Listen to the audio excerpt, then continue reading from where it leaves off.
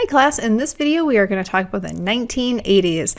Sorry, I couldn't help myself on the picture. Okay, here's something a little more serious. Some people tearing down the Berlin Wall, which did happen in the 1980s, 1989 to be exact. Okay, so the 1980s is the point where I find it kind of increasingly difficult to analyze history.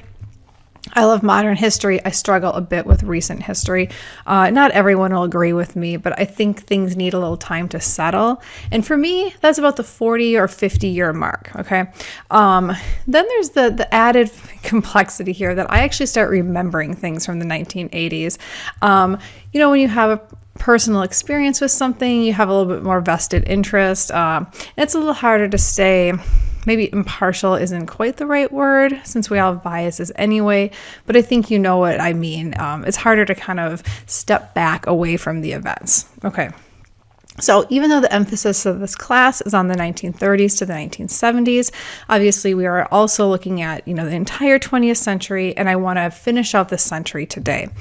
Next week, I'll wrap things up, probably muse a little bit about the 21st century. That's about it. Okay, so back to the 1980s.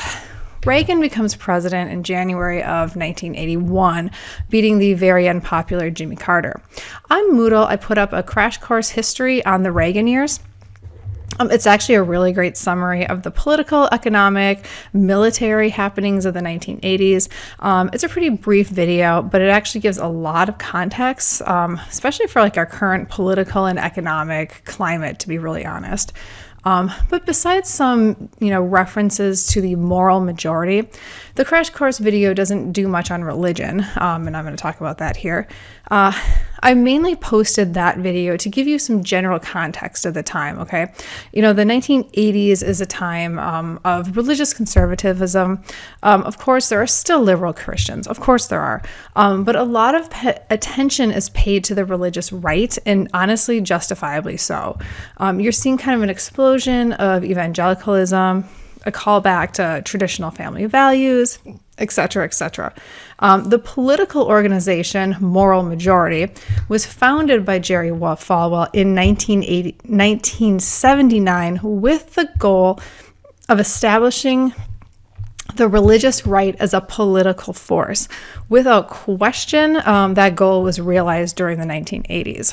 So, conservative fundamentalist Christians are responding to events in the 1960s and the 1970s, events like, civil rights, women's rights, LGBTQI rights, even acceptance of things like teaching of evolution in the schools, limitations on prayer in school. But what brought this group together like nothing else was Roe v. Wade. Okay, first it really galvanized the Catholic vote and then the evangelical vote. In a sense, the rise of the religious right isn't surprising. Okay, there are many societal changes happening in the 60s and 70s, and when society changes, there will be those who reject changes. Okay. In many ways, the moral majority is kind of looking back to a time that didn't exist, sort of the golden age, this magical golden age that people are always looking back to. But that's somewhat inconsequential. They have goals that they're working towards. Just as the left used policy to shape the world in earlier decades, the right is now doing the same. You can see pretty similar tactics, building coalitions, grassroots campaigns, attention to policy. But obviously, the interests of these groups are wildly different. Now, the actual political organization Moral Majority was dissolved in 1989, but its lasting impact is still apparent in today's political climate. The conservative Christian right is still a major voting bloc. Many of these issues that I named, actually like all of them, are still talking points on the right. Donald Trump tapped into this group for the 2016 election, though there was also some vocal critics of his on the right, which I should name as well.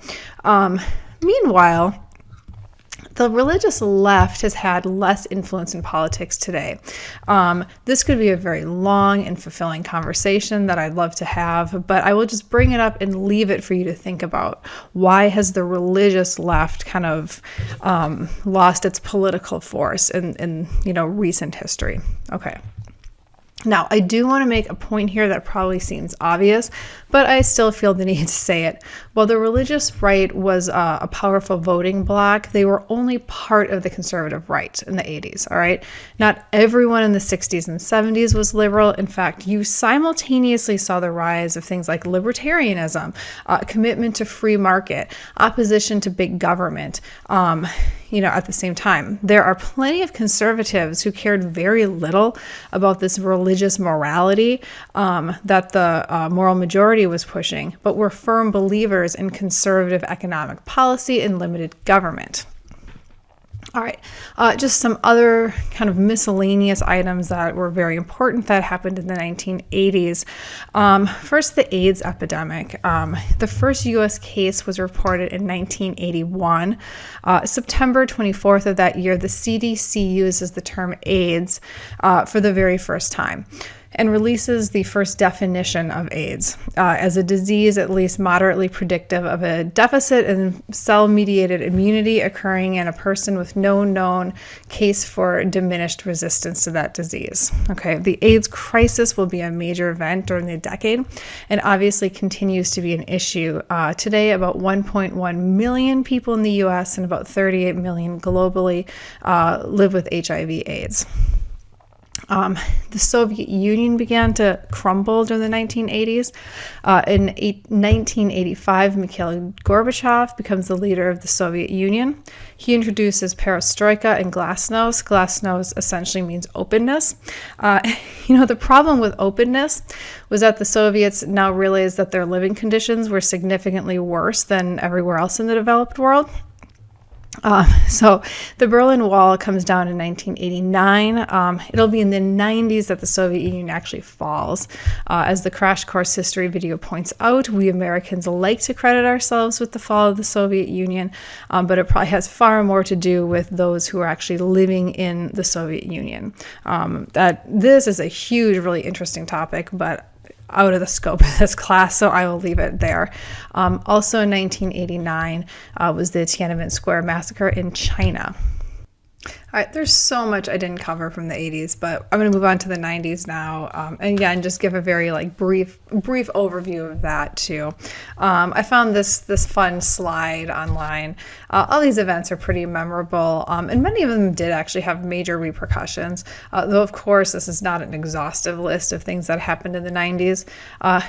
Clinton was president through most of the 90s. He was a centrist Democrat. His domestic policy has a somewhat mixed legacy. But the economy was doing great at the time, so he stayed pretty popular. His legacy is a bit mixed, the sex scandals, the impeachment, but he was a very popular president. The 90s is really an era of globalization and technology, okay?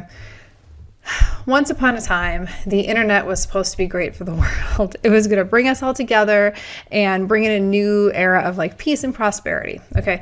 Obviously, this did not happen, but those were the dreams back in the day. Yes, it was very exciting. The internet did really revolutionize our lives, okay? You are also seeing more political division, which was certainly fueled by the internet and the creation of echo chambers. Obviously, this continues to be a problem, and this is really the beginning of that in the 1990s, okay? Now, globalization was a major theme in the 90s. It used to just be standard among economists that free trade and globalization was good for everyone, just full stop, okay? That's what I learned when I took econ in college. And in some ways, it is really good, okay? Globalization means lower prices. It's great for larger corporations. It may even be good for workers in developing nations, though I am not entirely convinced of that because of the low wages that they earn.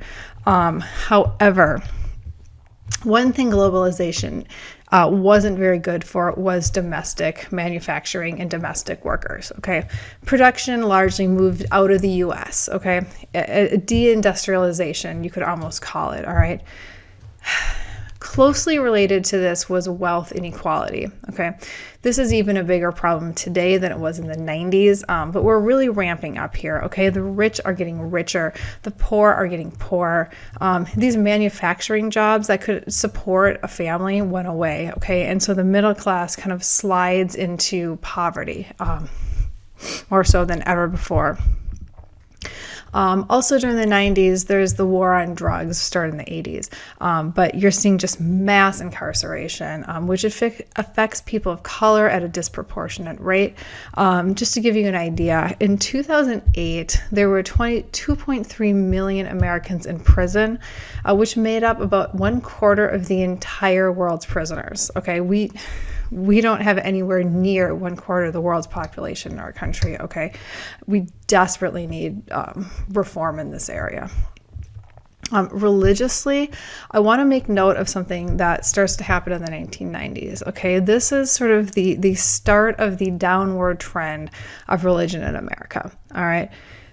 This is the rise of the nuns and the nuns, okay? And I want to be clear here. Globally, Christianity is alive and well. It is growing, all right?